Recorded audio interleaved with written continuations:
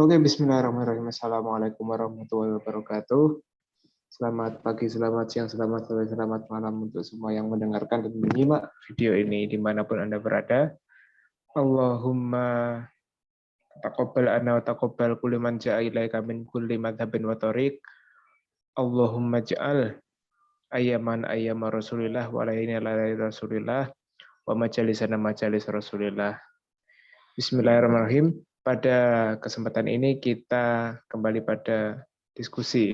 Kita berdiskusi. Tapi untuk kali ini kita akan kalau kita berdiskusi agak liar, biasanya mungkin kita agak sopan kali ini. Makanya saya pakai peci ini.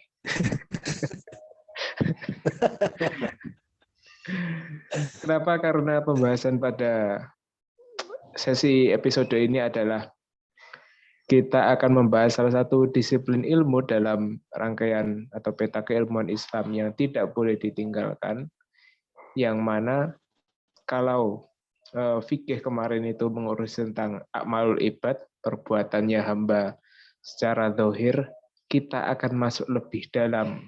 Ini urusannya bukan tentang jual beli, bukan tentang bagaimana gerakan sholat lagi, tapi urusannya sudah tentang hati. Waduh, ini sudah susah-susah.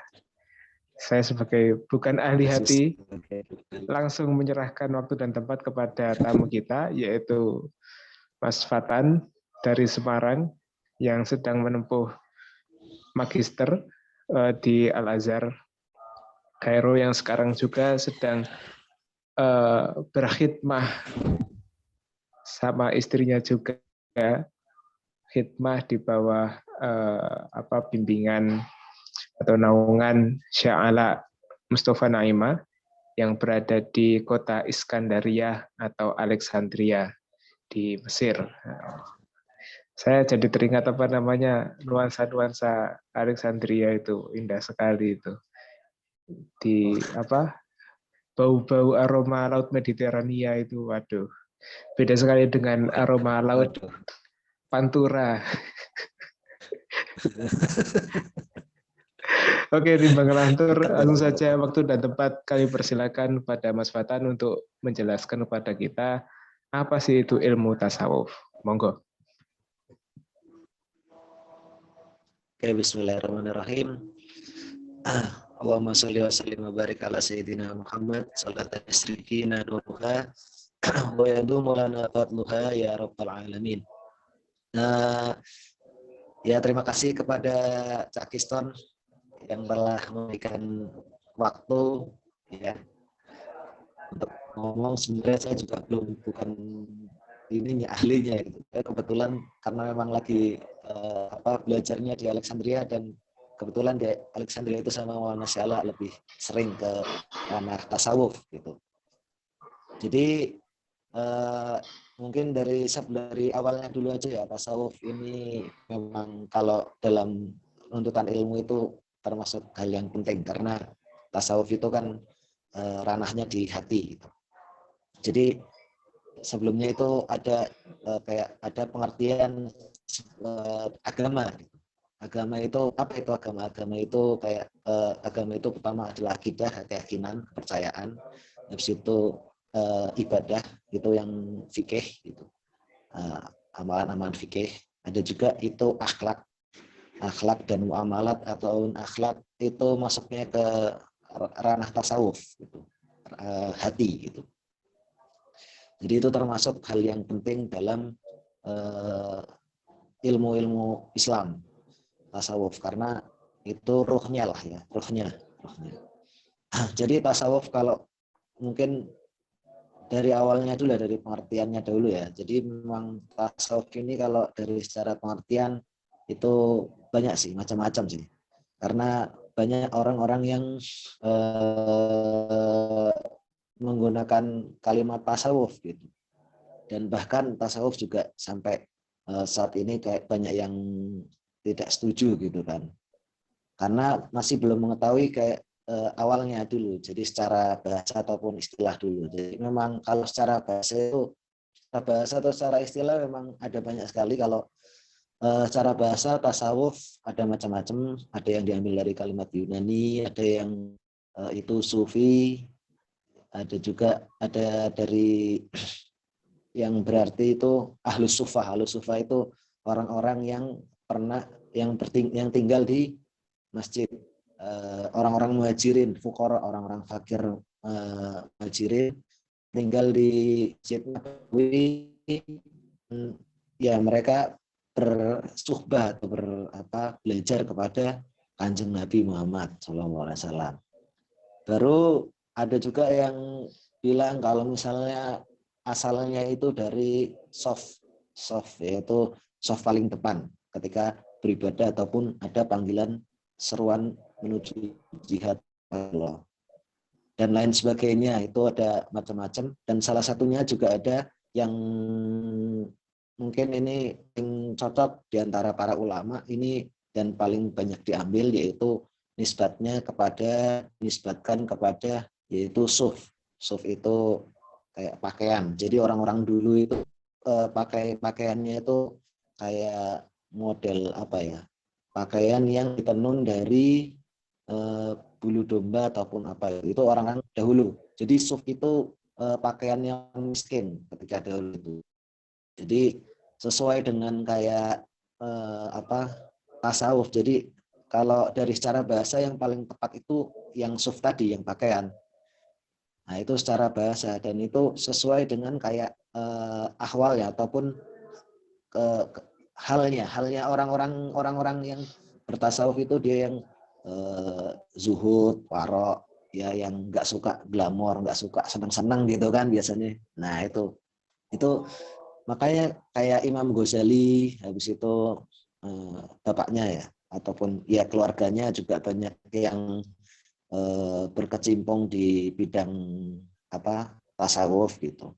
Imam Ghazali yang akhirnya yang sebelumnya di bidang pemikiran banyak gitu kan menjawab ini, habis itu akhirnya ke bidang tasawuf, karena memang kalau dilihat juga ya Imam Ghazali juga setuju dengan secara bahasa tadi kalau misalnya kembali ke pakaian itu, karena orang-orang dahulu memakai pakaian suf itu dan yang tidak merasa kaya, tidak merasa sombong, termasuk para nabi juga banyak yang menggunakan suf.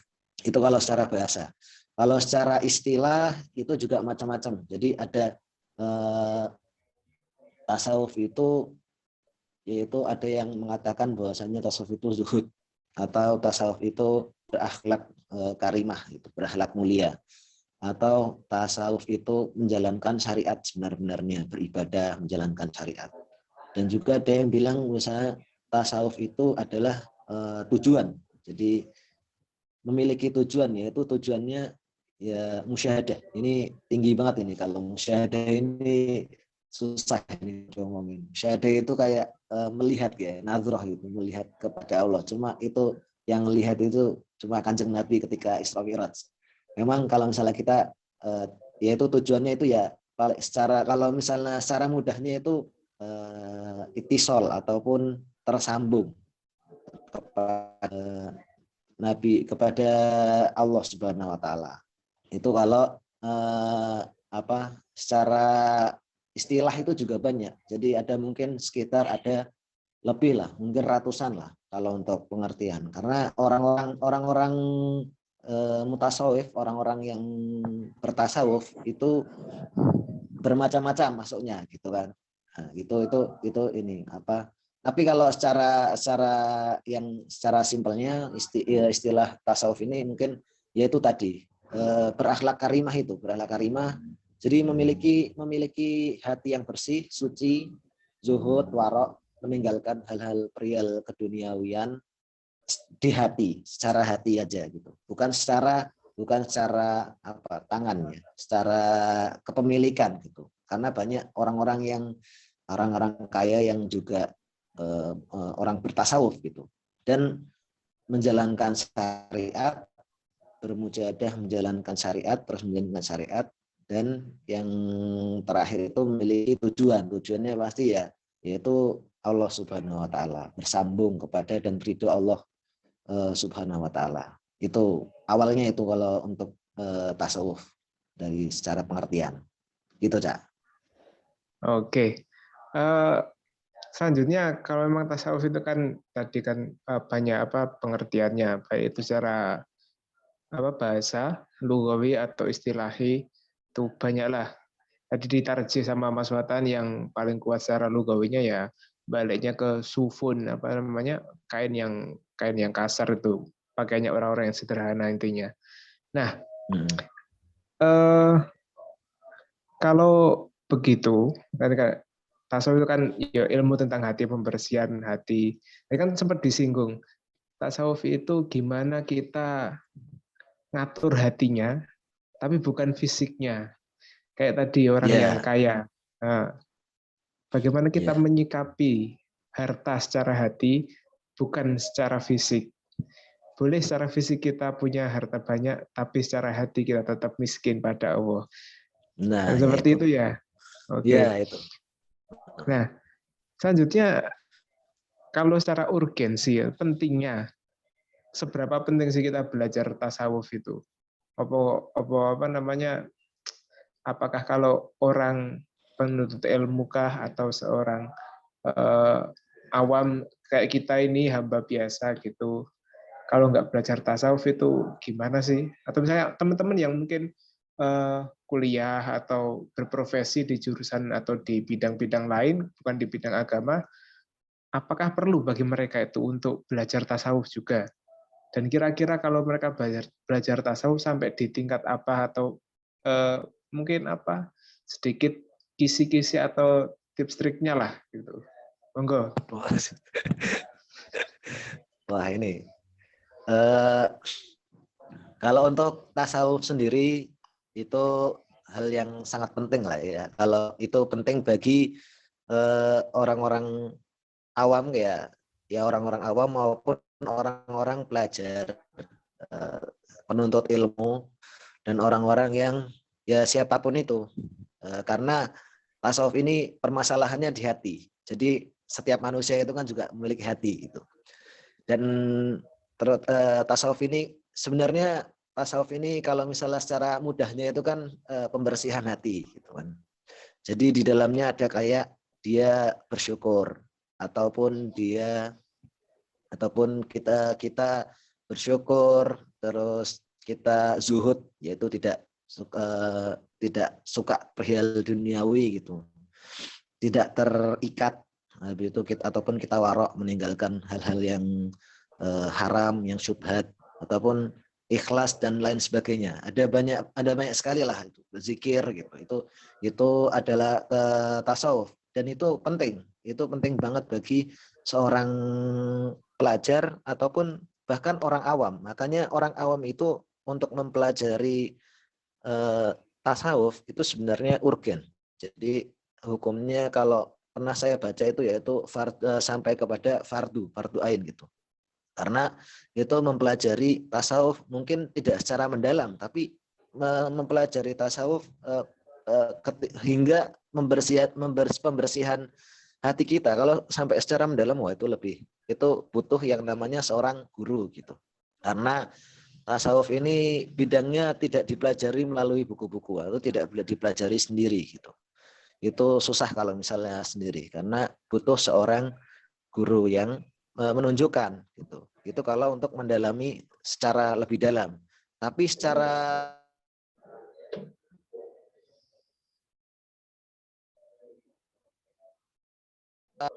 dipelajari karena memang tasawuf ini permasalahan hati. Jadi hingga orang-orang awam itu ya butuh tasawuf karena contohnya misalnya menghilangkan rasa iri ataupun dengki kepada kawan-kawan.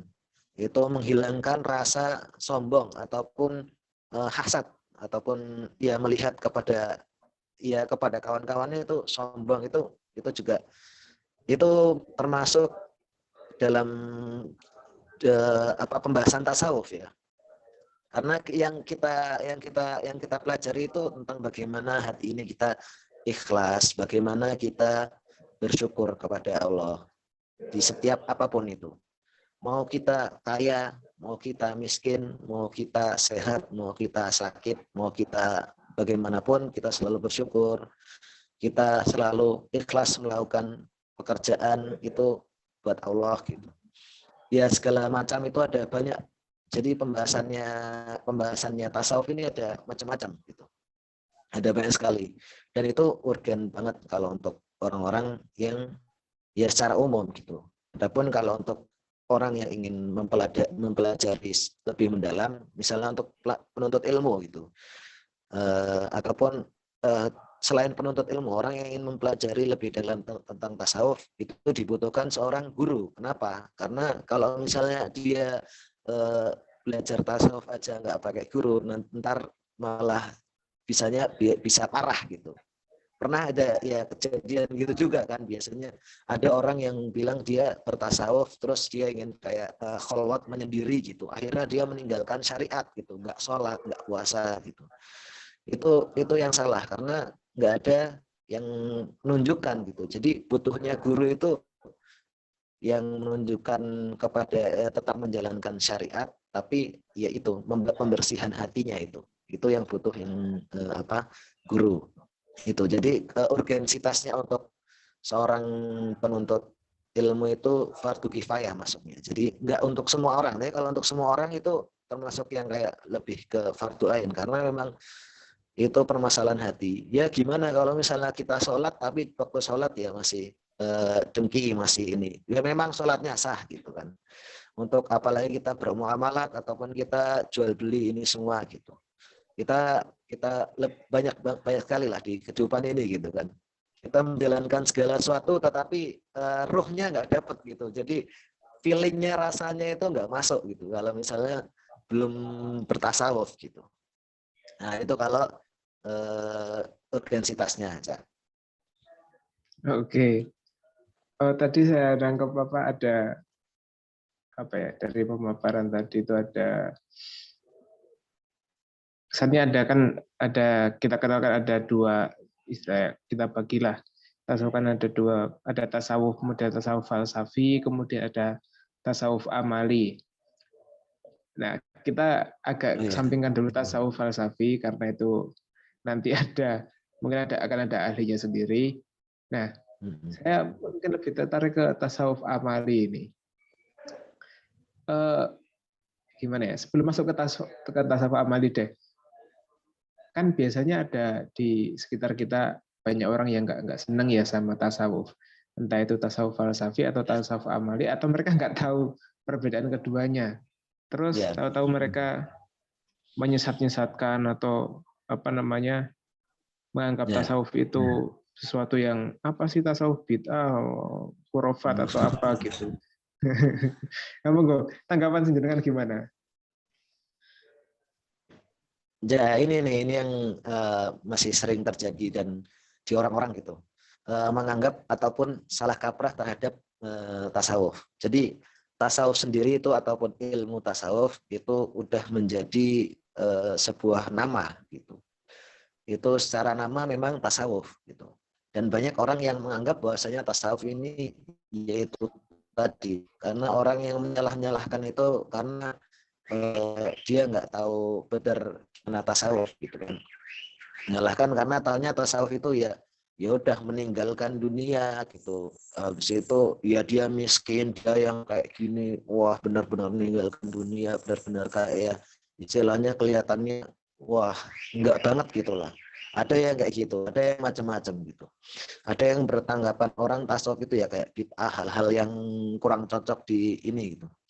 Sebenarnya itu hanya tasawuf itu hanya nama, hanya istilah gitu. Karena kalau misalnya dulu mungkin dulu pada zaman Nabi Muhammad gitu, itu nggak ada namanya tasawuf, itu nggak ada. Bahkan fikih ataupun itu nggak ada semuanya gitu. Karena semuanya sudah masih melekat dalam menjadi malakah gitu, menjadi kepemilikan bagi orang-orang. Jadi orang-orang masih yang bertasawuf itu yaitu orang-orang yang masih hatinya itu masih bersih, masih ya ikhlas, masih bersyukur, masih selalu berzikir, menjalankan amalan ibadah itu memang ikhlas lillahi ta'ala gitu. Habis itu menjalankan segala sesuatu, bahkan jual beli ataupun bekerja mencari nafkah untuk keluarga ataupun semuanya, belajar dan lain-lain itu juga masih lillahi ta'ala gitu. Nggak ada niat-niat lain gitu. Itu dulu zaman Nabi Muhammad, zaman sahabat gitu. Zaman tabi'in itu masih banyak, masih belum ada penamaan tasawuf, itu belum ada. Jadi baru mulai setelah ada setelah beberapa kurun terakhir setelah wafatnya Nabi Muhammad gitu kan. Nah, itu baru ada orang-orang tadi secara istilah itu yang soft tadi tasawuf. Terus orang-orang yang mempelajari akhirnya tasawuf itu menjadi ilmu karena memang di dalamnya ada kayak kaidah, habis itu bagaimana kita menuju ikhlas, bagaimana apa yang pintu awalnya, apa kita ya kalau di tasawuf itu ya pintu taubat gitu. Kita bertaubat, kemudian kita senantiasa bersyukur gitu. Habis itu berzikir gitu. Nah, itu udah masuk ke kayak ada kaidahnya. Habis itu ada permasalahannya, bagaimana cara membersihkan hati gitu. Bagaimana kalau misalnya ya tadi itu kaya tapi dia hatinya ini gitu. Nah, itu udah masuk menjadi kayak suatu ilmu. Nah, tasawuf ini ilmu dan nama tasawuf. Jadi orang-orang banyak yang salah kaprah karena nama tasawuf ini sendiri. Jadi sebenarnya tasawuf itu jadi nggak ada ya kayak la musyata fil ibarah itu nggak ada kayak perbedaan, nggak ada kayak perbedaan lah dalam ibarat. Mungkin kalau misalnya kita nggak mau bilang tasawuf, oke, nggak apa-apa.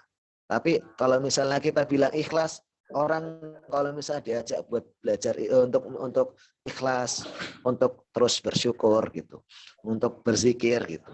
Sholat 5 waktu, misalnya sholat di masjid, gitu, rajin sholat, ngaji, habis itu sama orang itu baik, sama tetangga itu baik, punya akhlak yang baik, habis itu bahkan punya rasa kemanusiaan yang peduli kepada lingkungan, kepada seseorang gitu. Itu termasuk tasawuf. Cuma orang nggak mau dibilang itu nggak mau bilang itu tasawuf. Sebenarnya itu adalah tasawuf. Gitu. Cuma nggak bilang kalau misalnya itu tasawuf. Jadi orang yang mengira bahwasannya tasawuf itu bid'ah gitu ataupun nggak ada zaman Nabi ataupun tapi itu cocok di zaman modern pada saat ini. Itu sebenarnya nggak ya itu kalau misalnya secara ini ya nggak tepat karena memang mau nggak mau mereka juga bertasawuf gitu kan. Jadi kita hilangkan mungkin kita hilangkan kalimat tasawufnya ya apa orang ya berzikir gitu. Ya tetap bersyukur harta apapun ya bersyukur gitu. Kita mau menjalankan ibadah apapun ya tetap ikhlas. Kita mau memberikan sedekah kepada orang, kita mau berbuat baik, mau nolongin orang itu ya ikhlas karena Allah Subhanahu wa taala. Kita beribadah pun ya ikhlas, habis itu bersyukur, terus maaf kepada orang, kita bertobat kepada Allah gitu. Ya, yang dipelajari di tasawuf. Jadi misalnya memang nggak mau bilang tasawuf Agak mas suaranya putus-putus. Halo. Halo, tadi keluar ya? Iya sempat keluar sinyal itu. Sinyal itu ya itu Cak. Jadi kalau misalnya memang nggak mau menggunakan kalimat tasawuf apa sebenarnya kalau misalnya orang mau menyerukan kepada ikhlas dan lain itu menyerukan kepada tasawuf, itu mengajak orang untuk bertasawuf. Jadi sebenarnya orang mau bilang tasawuf atau enggak itu enggak apa-apa, tapi yang penting itu orang tetap menjalankan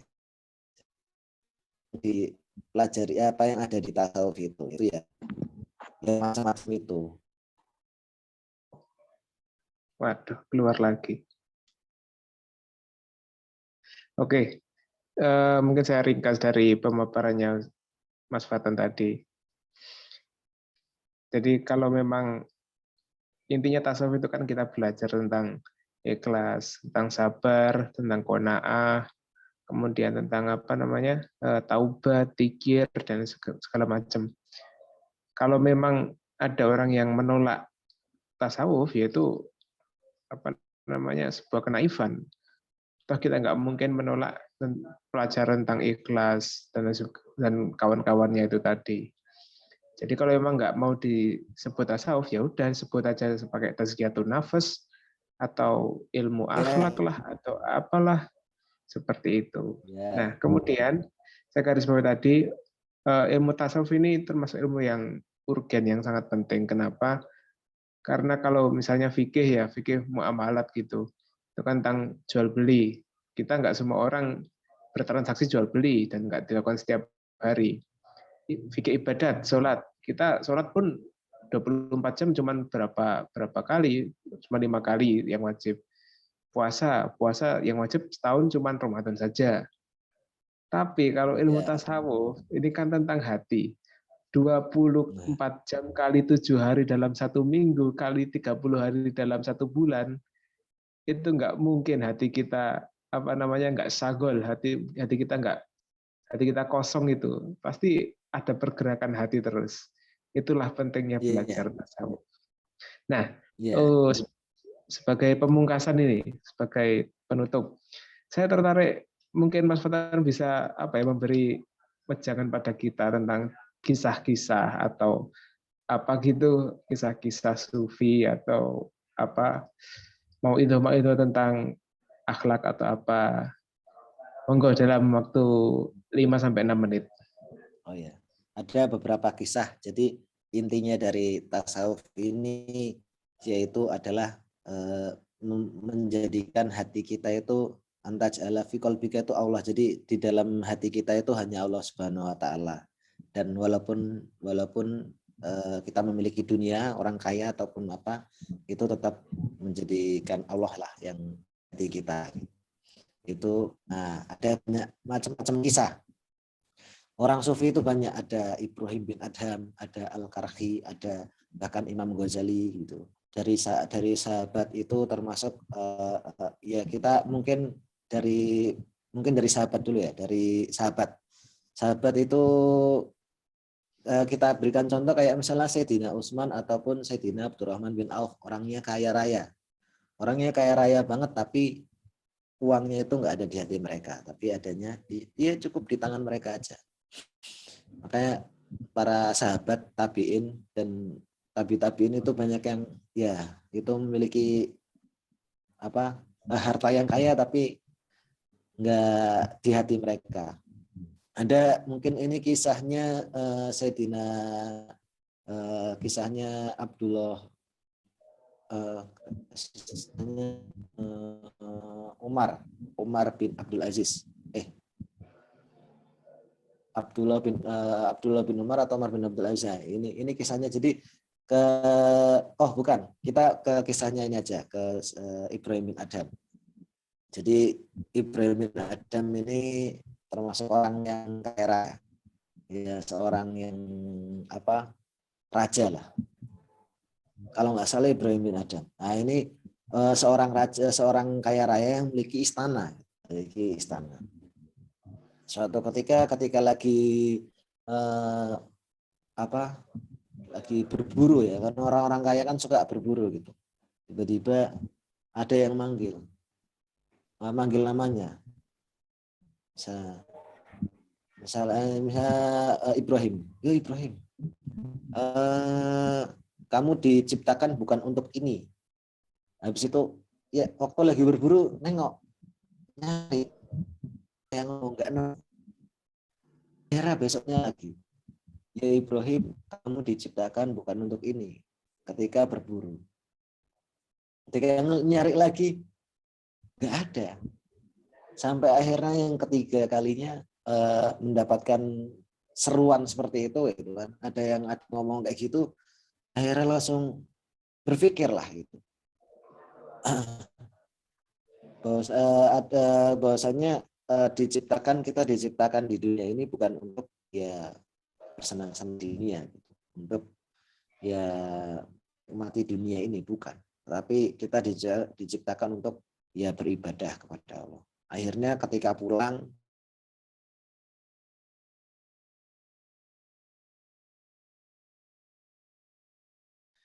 dan lebih memilih untuk menjadi gharib innas atau menjadi orang-orang yang tidak diketahui. Ya itu orang-orang sufi itu macam-macam. Kisah-kisahnya itu ada yang ini kisah seorang tabiin itu lupa Sayyidina Umar kalau nggak salah, Umar bin Abdul Umar bin atau Umar bin Abdul Aziz itu lupa juga kalau Umar bin Abdul Aziz kan keturunan Sayyidina Umar. Jadi suatu ketika lagi di Masjidil Haram, terus ada ketika itu seorang Amirul Mukminin ataupun pemimpin pada waktu itu datang masuk. Ketika lagi masuk ngelihat, wah ini si Fulan, yaitu tadi seorang tabiin tadi yang dikenal bahwasanya orangnya itu bagus lah, orangnya itu sufi, orangnya bersih hati. Habis itu ketika ditanya, wahai Umar, sesuatu enggak? Ya ditanya sama istilahnya kalau misalnya waktu ini ditanya sama presiden gitulah ya. Kamu pingin sesuatu enggak? Waktu ditanya bingung langsung. Kalau di sini saya nggak mau karena saya malu kalau misalnya untuk meminta sesuatu, tetapi saya berada di rumah Allah gitu, berada di masjid. Saya malu untuk meminta sesuatu kepada orang, tapi saya berada di masjid. Akhirnya, oh ya udah kalau gitu kita keluar. Beliau keluar sama pemimpin ini. Di luar tanya, oke sekarang kamu ingin sesuatu enggak? Gitu. Kita udah di luar masjid. Terus beliau menjawab, kamu nanyain saya sesuatu ini dari hajat dunia atau hajat akhirat. Wah, bingung lah orang pemimpin ini kan. Kalau hajat akhirat, wah saya nggak punya kuasa, nggak mungkin saya ngampuni dosa gitu kan. Nggak mungkin saya ngelakuin ini hajat akhirat urusannya Allah. Ya hajat dunia, kamu butuh sesuatu enggak?